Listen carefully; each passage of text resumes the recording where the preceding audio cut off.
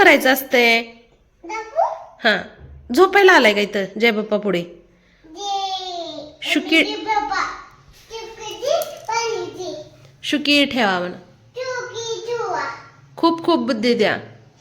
हा, जय बाप्पा. गणपती बाप्पा. गणपती बाप्पा. आजची छान अशी छोटीशी रांगोळी काढली, जे की मी छोटे असताना काढायचे ते. कसे टम्म फुगले ना, तरी वाफ चालले.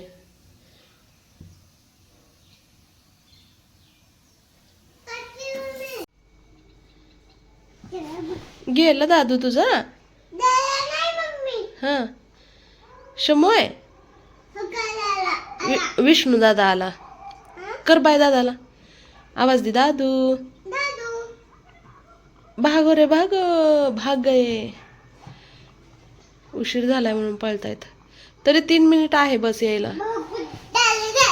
गेला. तुम्ही खाऊ खाल्लं का? हो जुटा.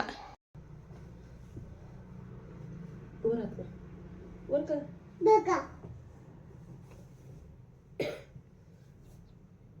पम पम पम. अव्वा.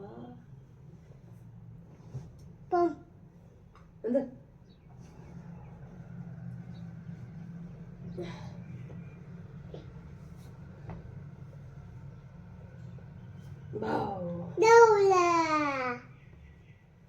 हाय कर सगळ्यांना.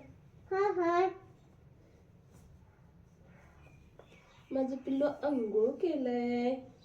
दुपारचे 3 वाजलेत आता, आणि आता अंघोळ केलंय. तू केला मी केला. आय्या. अरे पुढशील. आय्या. देखी मम्मी कुठे झाला? मम्मी कुठे झाला?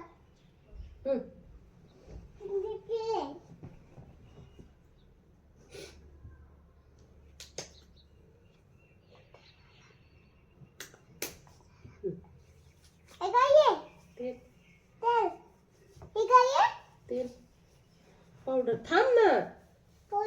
हा वर बघ.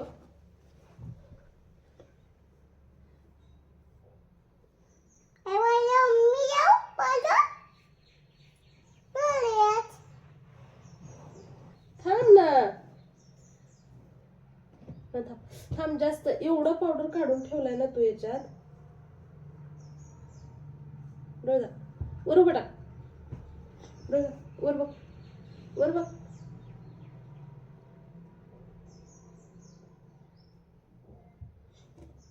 आव नाही तुटत. आरशात बघ. झाला मेकअप. इकडे बघ. ओय गालावरला कशी बघते. बापरे छान आहे. हा छान. अक्कलकोटला जाऊन आल्यापासून मी काय व्हिडिओ शूटच केले नव्हते. माझी तब्येत बरी नव्हती. आज थोडंसं बरं वाटतंय. आणि ते पण आता दुपारचे 3-3:30 वाजलेत. आता कपडे धुतले. भांडे इतके मोठे आहेत.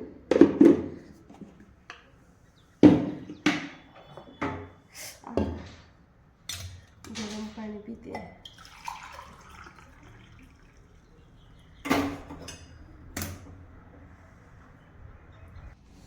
बदामचं काय झालंय बघा.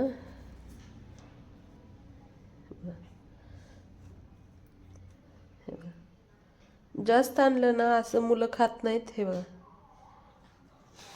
मधून बाहेर येते याच्या. हे बघा. आणि हे बदाम आणि हे बदाम एकच ह्याच पाकिटातले हे अर्धे. पण झाले कसं माहिती आहे का, याच्यात काजू ठेवल्यामुळं असं झालं. हे थोडेसे काजू याच्यामध्ये होते, तर ते काजूमुळे ह्या बदामात आळ्या झाल्या. आणि हे बदाम चांगले आहेत. गव्हाचं पीठ संपलं होतं. लगेच त्याचा डब्बासुद्धा मी धुवून घ्यायला केलं. आणि तब्येत बरी नसल्यामुळं भरपूर असे भांडे शिल्लक पडले होते. पोराने घरभर खेळणी पसारा टाकला होता. तर 3:30 नंतर मग मी उठून थोडंसं माझं आवरलं. कपडे धुवून टाकले. आता भांडे पिठाचा डब्बासुद्धा, कारण मी काल विकत पीठ आणलेलं आहे पहिल्यांदा, आणि तेच मला ह्या डब्यामध्ये भरून ठेवायचं आहे. पार्लेजीचं भेटलं मला 5 किलोचं पॉकेट. तर बघूया म्हणलं कशा होत्या त्याच्या चपात्या, ते एकदा आपण आणूया. आणि कसं आहे, थोडं जरी आजारी पडलं, घरात कोण नसते दुसरं, त्यामुळं पूर्ण घरभर असं 4-8 दिवसाचा पसारा नाही काढला असं पोरांनी केलेलं आहे. आतरून पागरून खेळणी, झाडू, चमचे जे काही दिसेल ते लाडू सगळं खेळायला पसारा काढतो.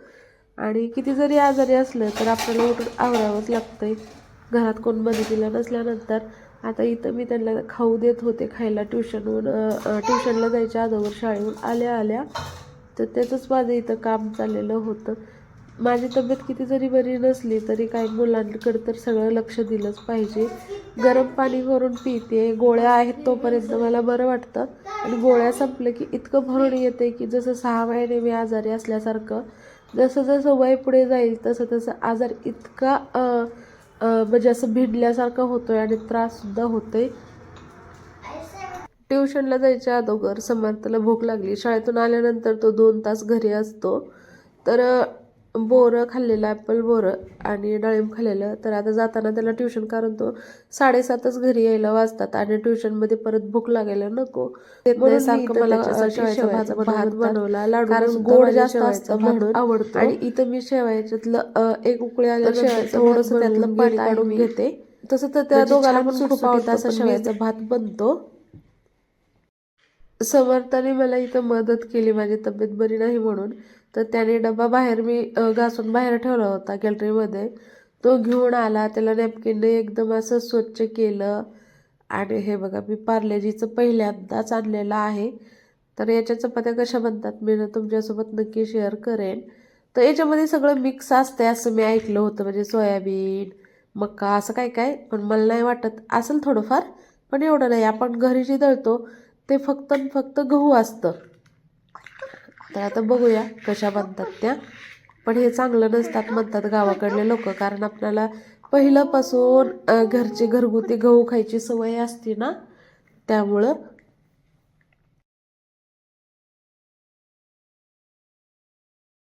तर हा 7 किलोचा डब्बा आहे. तर त्याच्यामध्ये मी ही 5 किलोची एक बॅग टाकलेली आहे आपली रेडीमेड आट्याची. तर अर्ध्याच्या थोडंसं वर असा डब्बा आलेला आहे हा. आणि हे रेग्युलर माझ्या गव्हाच्या पिठाचाच डब्बा आहे. एक ज्वारीच्या एक गव्हाच्या पिठाचा असा मी ठेवते.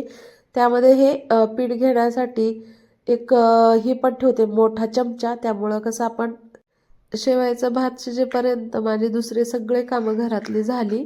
म्हणजे जसं की पिठाचा डबा भरून ठेवला, थोडंसं किचनची साफसफाई केली आणि बारीक गॅस भात शिजवला. दोघांनाही सेम वाटीमध्ये द्यावं लागतं. लाडूला काही तेवढं संपत नाही, जेवढं दिलं तेवढं पाहिजे. आणि हे बाजार आणलेला होता भाजीपाला हे घेतलेला. आणि आता गुरुचरित्र पारायणाचं उद्यापन पण आहे, त्याच्यामध्ये नैवेद्य लागतो घेवड्याची शेंग. तर मी मेथीची भाजी कशी ठेवते तुम्हाला दाखवते. पहिलेही मी दाखवलेलं आहे, तर चला आज एकदा परत दाखवते तुम्हाला. एक तांब्या घ्यायचा आणि त्या तांब्यामध्ये ना पाणी आणि त्यामध्ये ही मेथीची भाजी 2 ते 3-4 दिवस एकदम चांगली राहते. त्यानंतर मी हिरवी मिरची, घेवडा आणि टोमॅटो सगळे अलग अलग करून घेतले आणि फ्रीजमध्ये ठेवून दिले. खुल्या ग्राउंडवर खेळायला आणि छान असं इथं सूर्योदय झालाय बघा, किती सुंदर ऑरेंज कलर. ए समुन्या, ते तिथे गाडी शिकते आणि तू बाळाला सोडून गेला. चालले ट्युशनला सोडायला. समजलं ट्युशनवरून घेऊन आल्यानंतर इथे मी आता स्वयंपाक बनवत आहे. तर जिरे, मोहरी आणि टोमॅटो टाकून ही मुंगी मिरची त्यामध्ये मी मिक्स करून घेतली. शेंगदाण्याचं कूट न टाकता मी बेसन पीठ टाकून बनवत आहे. तर खूप छान टेस्टी लागतात बरं का ह्या बेसन पिठाच्या सुद्धा भाज्या. शेंगदाण्याला ऑप्शनल हे छान आहे. तर कधी घरात शेंगदाणे संपले किंवा खायचं नसेल, कारण शेंगदाणे शरीरासाठी चांगले नसतात, जास्त कोलेस्ट्रॉल वाढतं.